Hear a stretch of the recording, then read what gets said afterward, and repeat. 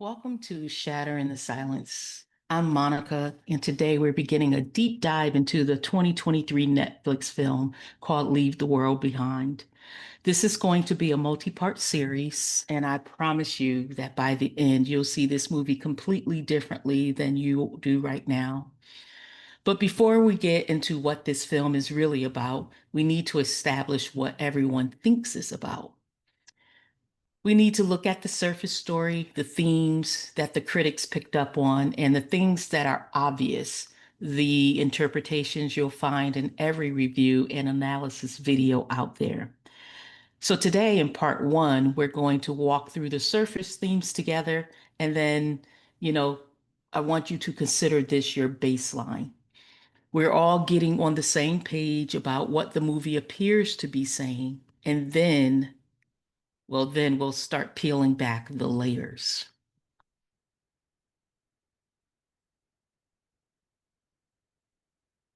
So my why.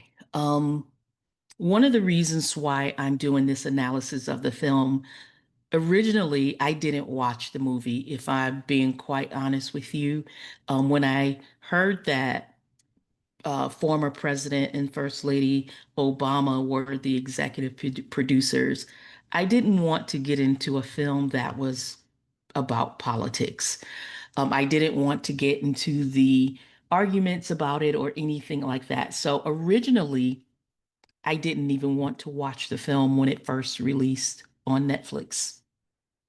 And so when I began to hear different stories about people saying, well, the movie didn't make sense. And then I was seeing all of the clips people were showing about um, sorry about that, about the Teslas, driving themselves. There were different scenes in the movie that seemed quite interesting. And I realized then, okay, maybe it isn't about politics like I thought it was going to be. So I made that false assumption, which made me not want to watch the movie. But then what really piqued my interest is that a lot of people were saying that they didn't like the movie. They said that it set you up and then it failed. In other words, what they were saying was that the end just didn't make any sense to them, and that ruined the entire movie. And for me, I love movies. I love figuring out movies. In fact, some people say that I ruin movies for them because I'm always analyzing, I'm always discerning, always picking up deeper truths. So when I heard that the ending didn't make sense, that is really what pulled me in.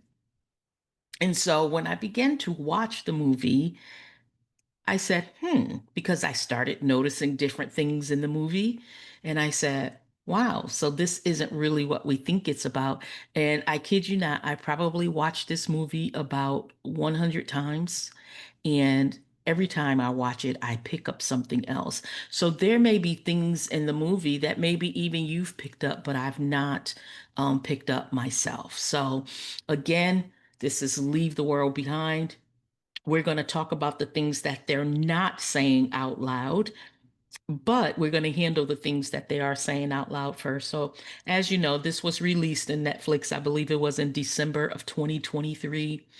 Some of the producers were Julia Roberts, Sam Esmail, and then Barack and Michelle Obama.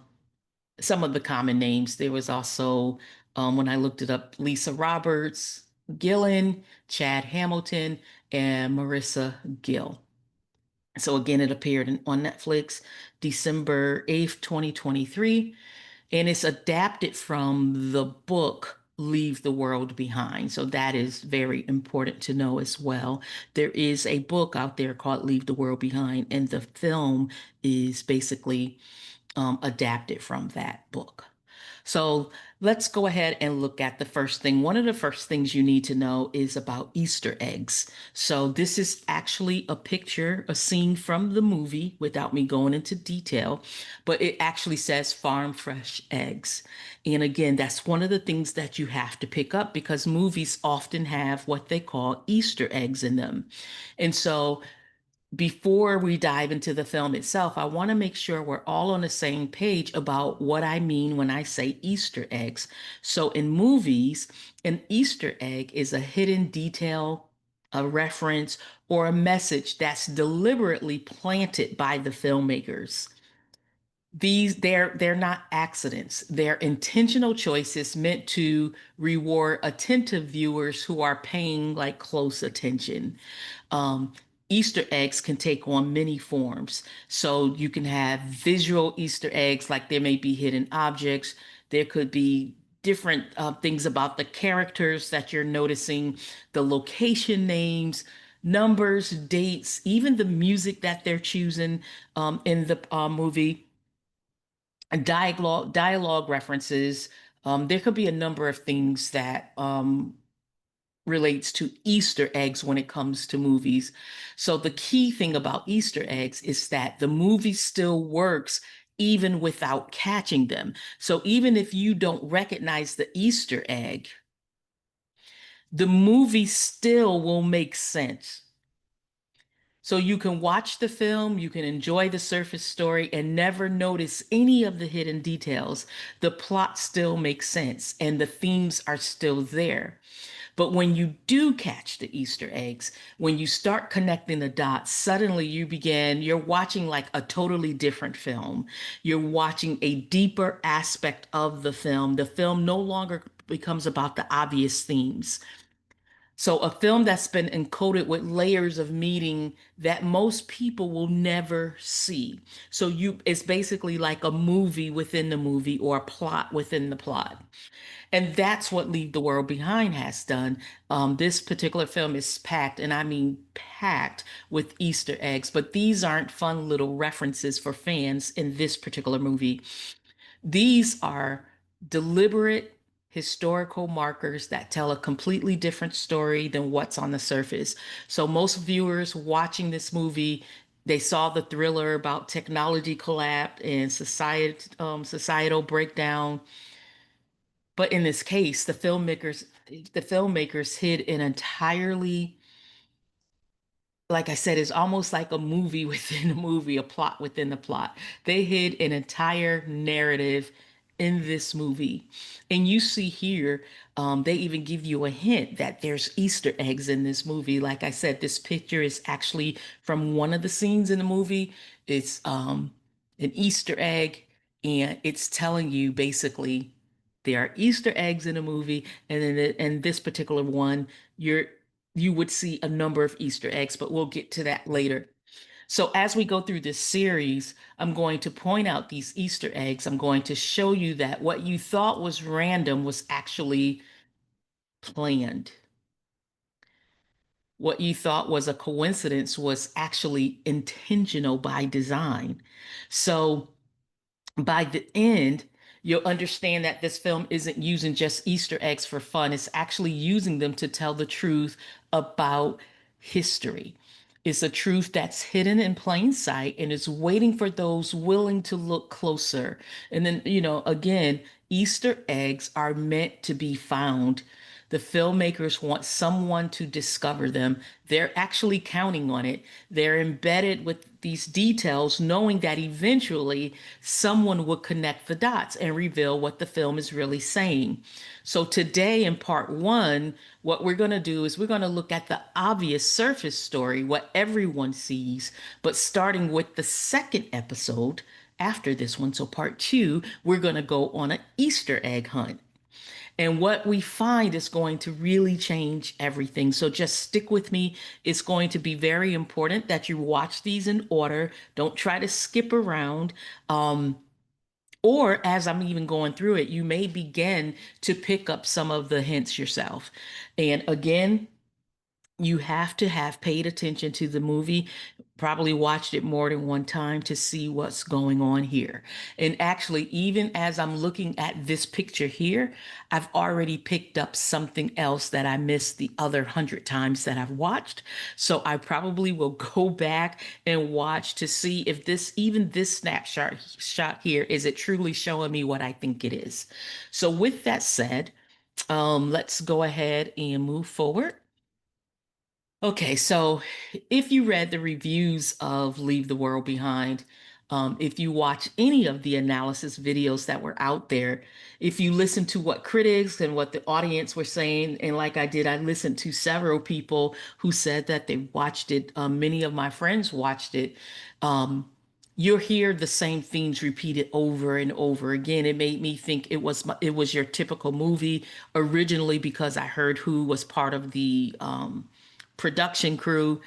I thought that it was going to be based on politics, but this movie is about there were some themes, like I said, that's repeated over and over throughout the movie. So this movie is about technology collapse, about how dependent we've become on our devices and what happens when they all stop working.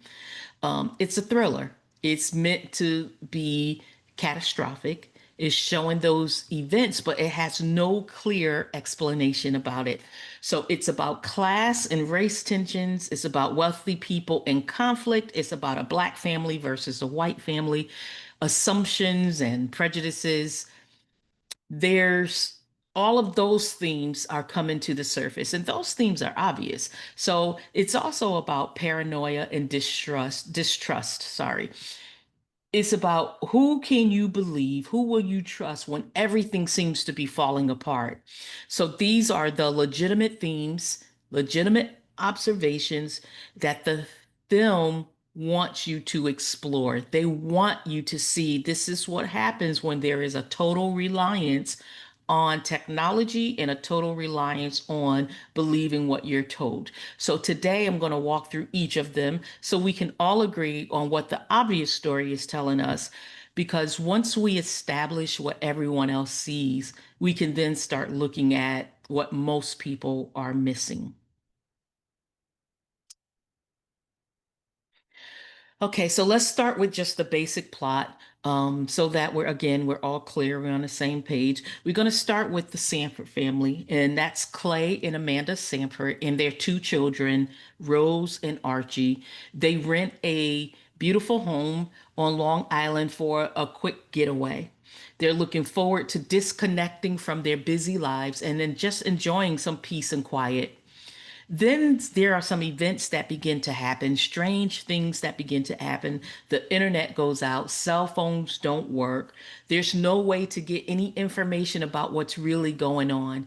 And then, and I don't want to give too much away because that's going to be in the next the next video. So I don't want to actually say everything that I was just about to say, but what you need to know is the setup. The Sanford family rents a luxury home. There are mysterious events that begin to happen. And then the homeowners arrive, the Scott family, and then conflict over whether or not they could stay in the home, whether or not the Scotts can stay in the home with the Sanford, basically, whether or not they can share the home because there was a blackout. That's part of one of the issues. Or one of the things that happened was that there's a blackout in the city which caused the Scots to go ahead and drive to Long Island. So the first major thing that everyone notices is our dependence on technology and what happens when it fails.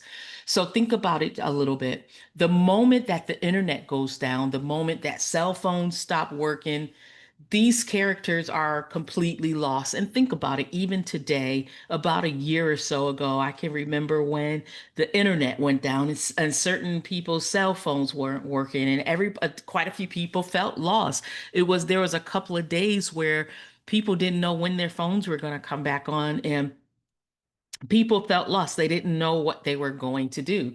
So when Amanda can't use the GPS to do anything, no one could use the GPS. No one could get news about what was happening because the television wasn't working. There was no way to call for help. There was no way to reach out to family members. There wasn't any way to verify anything, and the characters were just paralyzed. They didn't know what to do. And so it basically shows that because there is an overly dependency on technology, and then when this massive blackout happens, they don't really know what to do. They can't function without their devices. So this is very real commentary on our modern life. What would you do if Again, we lost all technology, we lost all communication, GPS failure, no news, you're isolated, so you feel helpless without it. And again, it shows how completely dependent we are on technology. Our phones are our connection to everything, to information, communication, navigation, entertainment. We use our phones or our iPads for everything. And when that infrastructure fails, when that fails, we are, unfortunately, we're helpless. And that's what the film is showing us. It's showing us just how fragile our systems are. Everything we rely on can collapse in an instant. And when it does, where we become very vulnerable in ways that we didn't even think about until it happens. So, yes, this is definitely a theme in the movie, technology dependence, and how how fragile our infrastructure really is. So that is surface level number one, the theme of technology dependence, right? So the next theme was paranoia and distrust. So one of the second obvious themes here is the paranoia and distrust throughout the film. You're asking yourself, who's telling the truth? Do they really own this house? Is there really an event happening? Is it some kind of elaborate scheme? And so nobody really can verify anything because nothing is working. So you have to go based on what your gut feeling. Can you trust anyone? And so your question becomes, can you trust your neighbor? Can you trust strangers? When civilization starts to break down, when authorities aren't even there to verify the truth from the lies because you can't connect with anyone, who do you believe? And so the film actually taps into that something that we face today, and that is that we're living in an age where we don't know what we don't know. We don't even know what's true anymore when we do get information. So we sometimes have competing narratives. Even now, which news station are you going to listen to get the truth, right? We often have misinformation, we have conspiracy theories, and when you can't verify the truth, when you can't trust institutions and you can't trust media and you can't even trust your neighbors or people standing right in front of you, paranoia takes over. And this creates the psychological tension throughout the entire film. You're constantly questioning what's real, who's lying, who has the agenda, who knows what's going on, who should I believe, who can I trust. So the paranoia and distrust is absolutely a surface theme. Why? Because you want to know who is telling the truth. So we had technology and now we have paranoia and distrust. Let's move on to the third theme that is obvious in the movie. So the third theme deals with your class tension. Class tension is interesting because both of these families are wealthy. The Scotts are wealthy, the Sanfords are wealthy, and this isn't really rich versus poor. It's like wealthy versus wealthy, and everybody's trying to prove who they are, right? So the Clay and Amanda, they can afford to rent this expensive home for vacation at the drop of a hat, as you'll see when we talk about it, or if you've seen the movie, you remember that Amanda just decided on a whim that they were going to go on this vacation. And so then we have GH and Ruth that shows up. And again, they're the black family. So they are wondering, Clay and Amanda, well, really, Amanda is wondering if GH truly have all this money that he says that he has, right? So both families have money. They both have resources. But even amongst the wealthy, there are classes and there's conflict over who has more right to safety and security, who has more claim to this space. And so is it the owners or is it the renters? Who gets to make the decisions on who can stay and who can go? And then there's also um There's also tension about resources, how they're going to go about and getting what they need, right? So when your safety is threatened, do you cooperate or do you compete? So that's what you kind of you pick up here eventually through the movie is that tension that goes on. Do they share or do they hoard, or are they going to come together and try to figure out how to get through this particular situation?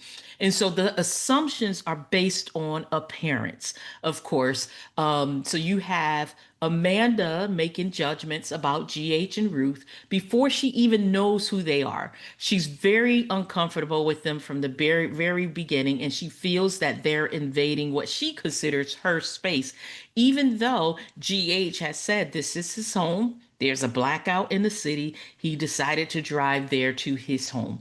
And so why would she automatically assume that this may not be their property? Of course, she's making these assumptions based on how they look. And so this film is exploring how, even among people of similar economic status, there's still distrust and there's still competition and there's still judgment. So class tension doesn't just disappear just because everyone has money. If anything, it creates different kinds of conflicts.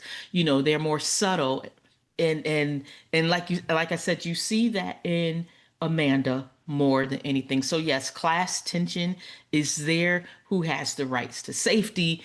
That's another surface theme there. It's clearly visible in the movie. You can see how Amanda reacts towards GH and his daughter Ruth.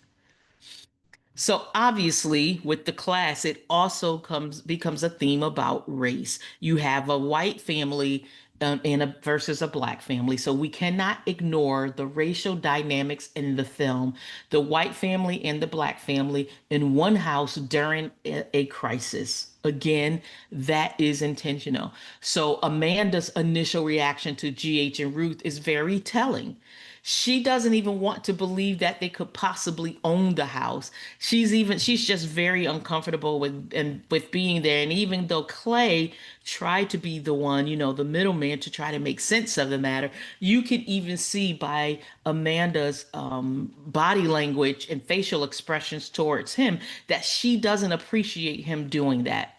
She's just simply uncomfortable with GH and Ruth being there.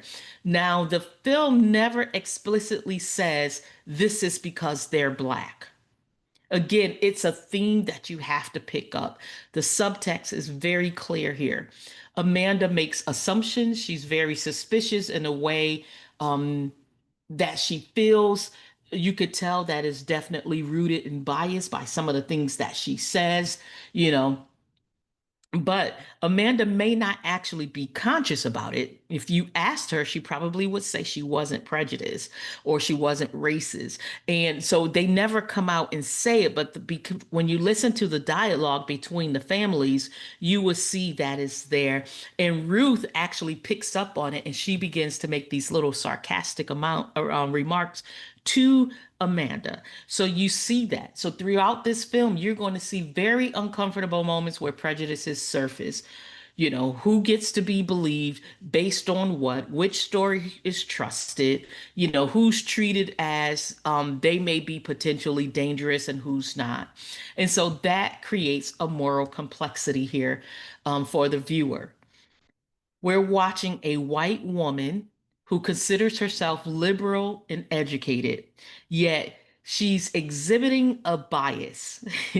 And we're watching how even good people carry prejudices that reveal themselves under pressure. Because again, once again, Amanda does not come out and say she doesn't like black people. She does in the beginning of the movie speak about how she hates people. She doesn't define it by black people. She just says she hates people. And it's kind of important that you actually watch the movie to see what's going on and see what I'm referencing. But the film is asking, what happens when people of a different race are forced into close proximity during a crisis? Can they trust each other? Will they cooperate? Or will old patterns of bias or suspicions take over? And I can tell you honestly that when there is a crisis, when there is a situation, and you're pretty much forced to be around people of a different race, people of a different class, or what have you, you will begin to see who you truly are within and how, and that is based on how you behave during this situation and how you treat the people that are around you. So these are questions about contemporary America. They're letting you know that there's an issue with technology, there's an issue with distrust, and there's an issue with race here, right? These are questions about who gets safety, who gets the resource, or who gets to be believed when everything falls apart. So racial tension is absolutely part of the surface story of this movie. Critics have written extensively about this aspect of the film. And honestly, this is one of the things that's impossible to miss. I mean, it becomes when you see how Amanda reacts to GH and Ruth in the beginning and how she treats them in the beginning and some of the things that she says and implies, it's like, wow, you would say, wow, she's really, really racist. But I don't think Amanda was very conscious of herself at that time. And I know a lot of times today, and I'm trying not to really put my opinion in this, but even a lot of times today, we can have people like that, and people will automatically say, oh, she knows exactly what she's doing, or we know she knows she's racist. But sometimes people are not even aware that they actually have that tendency within them. So again, we have technology, we have distrust, we have class themes, and now we have race themes. So there is another theme that's in here, and that is environmental and apocalyptic collapse. Something is clearly going wrong in this natural world. You pick it up. You have the deer, as this picture shows. You see huge herds of deer appearing in unnatural ways, surrounding the house, staring at the characters, surrounding the little barn that they have out there, or the shed, or whatever you want to call it. And it's kind of eerie, and you kind of want to know what's going on. I mean, it's not normal, it's wrong. Animals don't behave like that.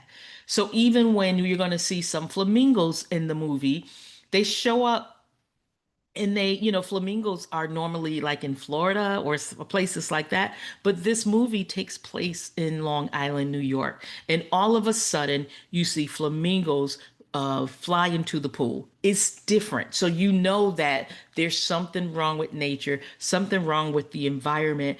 Everything is not as it should be, and so we see all of this. You hear about all of this. You're going to see where you have planes falling out the sky. You have the Tesla vehicles crashing into themselves, self-driving Teslas.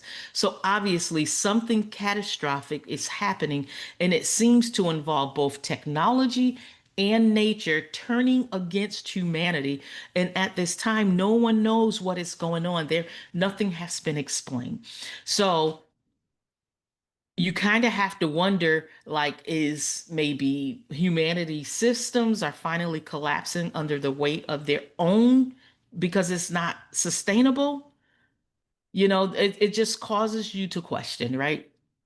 So the film taps into that anxiety that we feel, even in Martin, even now.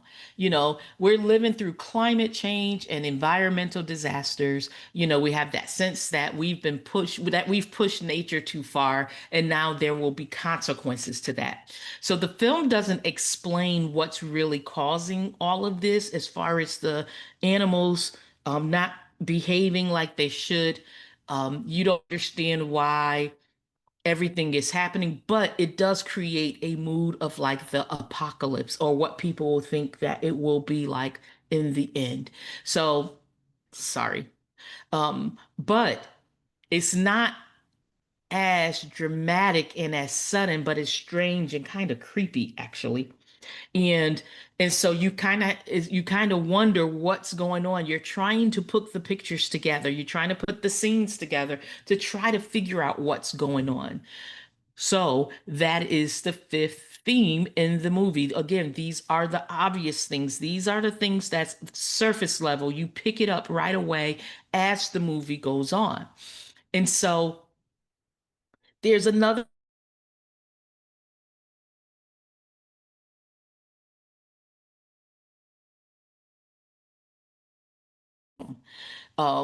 that isolation and social breakdown. The characters are completely cut off. There's no internet, there's no phone, there's no news. There are no authorities coming around to check on them to see if they need any help. Everybody is on their own. And this raises the question, like, what happens to social order when all of the systems that we rely on disappear? So, what happens when there are no police, there's no government, there's no infrastructure, when every family is left to fend for themselves? And if you look at the world today, you kind of believe that there is going to be another um, breakdown. And some of you are probably wondering in your mind, what's going to happen? Am I properly prepared? Am I going to know what to do? Am I going to know who to trust? So you ask yourself, will people cooperate? Or does it become survival of the fittest? Do we help each other or do we protect our own? And or do we even protect our own at the expense of others? But then if our own isn't in the same house that we're in, do we even trust family? How do we do that? So the film shows civilization as incredibly fragile. It's like, we like to think of society as solid or as permanent or as something we can count on, but the film suggests that it's actually held together by very thin threads, threads that can snap at any moment. So when those threads snap, when isolation sets in, and when you can't call for help and there's no rescue coming, who is that person that you become? Do you remain moral or do you remain human? Do you revert to something else? Like, what is it that you do? Do you turn against your friends that you once used to actually get, a person that you actually used to get along with? You see this scene here in this picture. That is GH and actually a neighbor of his neighbor Danny. You will see that Danny, the one below, is a prepper. He was preparing for a collapse in society. You see it at the beginning of the film when he's getting water, he has canned goods. He's prepared. GH in this film, they're going to Danny, him and Clay. He and Clay are going to Danny because they need some medication. And they know as a prepper, Danny may have it. But what actually happens is you see the distrust again. Who can you trust? I don't show it necessarily in this picture, but GH is holding a gun at Danny as well. Danny pulled out a shotgun at him and told him to get off his porch. These were people that were friends. But now, since society has collapsed and no one knows what's on, one has turned against the other, and the other has had to again pull out his gun just for survival, right? So, this is classic apocalyptic fiction. You asking your questions about human nature and when destruction of civilization fall away. When the structures of civilization fall away, what do you become? Who do you become? So isolation and social breakdown, that's the sixth major surface theme. Other people may have picked up more, but to me, those were the most obvious that I picked up in the movie. So, in summary, we saw technology collapse, paranoia and distrust, class and race tensions, environmental disaster, and then isolation. You literally see this throughout the movie, which is typical in movies of this nature, right? And these are obvious themes. This they want you to see this. I mean, they do it overly so, especially like the class and the race tensions, right? So let's recap what everyone sees in this film. Technology collapse, We're too dependent on our devices and our infrastructure is fragile. The paranoia and distrust, we don't know what's true and we don't know who to trust, and that vacuum creates fear. And so when you think about the class and the race tensions, like we have wealthy people in conflict, you have racial bias surfacing under pressure, you have questions about who deserves safety, who deserves the resources. And as far as the environmental disaster, nature and technology, both with both of them failing, these events with no clear explanation, there's isolation and social breakdown. Again, you don't know who to trust, right? And you feel you have to protect yourself. So, what happens when we're cut off from the systems we rely on and we are left to fend for ourselves? So, these are the real themes that's in the movie. Again, they're very obvious. You could pick them up quickly. These are the things that the film is genuinely exploring. It really does cause you to ask yourself, you know, um, how would I be during a time like this? So critics are not wrong to identify these elements at all. They are not. To me, I felt that this movie was very well put together with these themes here because it does require you to think. It does make you wonder whether or not you are truly prepared for something like this. But honestly, here is where we also need to pause a little bit. So what if these surface themes are exactly what the filmmakers want you to focus on? What if while you're paying attention to technology and paranoia and class and environmental disaster, that you're missing something deeper? What if there's another story being told underneath all of this, a story hidden in the details, in the Easter eggs? What if there's a plot within the plot? What if there's a story within the story? And what if the story that is within the story is truly the story that is being told and not these themes here that they want you to focus on? What if the things that people don't notice is truly what the story is about? What if the film is doing exactly what it shows us? Presenting one story on the surface while the real story is happening in code, in whispers, and things that aren't being said out loud. So I have some questions to ask you. Are these the real themes in the film? Or are they just simply a distraction? What if these obvious themes are the obey moment? So let me go back to this. See, Archie, which is Clay and Amanda's son, he's wearing a shirt called with obey on it. That is also an Easter egg in the movie. What if the film, the obvious themes are the obey moment? And what do I mean by obey? Do you remember the film? I think it was back in 1988 called They Live. And in the film, They Live, people needed special glasses to see the hidden messages telling them to obey, to consume, and to conform. What if we're being told to see technology and paranoia and class so that we don't see what's really encoded in every single frame of this movie? What are we not seeing? What is the film not saying out loud? Well, I am here to shatter that silence.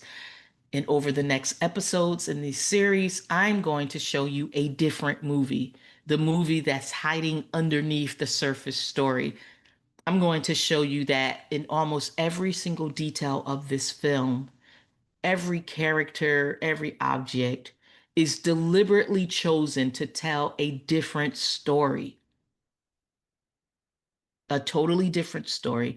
Again, a story within a story that either people didn't get, or if they did get it, they're being silent about it. So, in the next episode of Shattering the Silence, we're going to look at the first part of the movie, which is the prologue, which is like the first 5 or 6 minutes of the film before the story even really begins. But because that's where the filmmakers announce exactly what this movie is about for anyone paying a close enough attention. So I do thank you for watching part one of Leave the World Behind, what the film isn't saying out loud. If this analysis has intrigued you, make sure you subscribe so you don't miss the rest of the series. In the next episode, we're going to examine the prologue. It's going to be that crucial opening minutes that actually set up everything that follows. If you look at the prologue, you will be able to follow the rest of the movie. So trust me, you don't want to miss this series. Share it with somebody who's watched the film. And if they didn't watch the film, tell them to watch it or just tell them to watch this series. And for those who have watched it, they may have thought they understood. But let's shatter this silence together. I am Monica, and I'll see you in the next episode.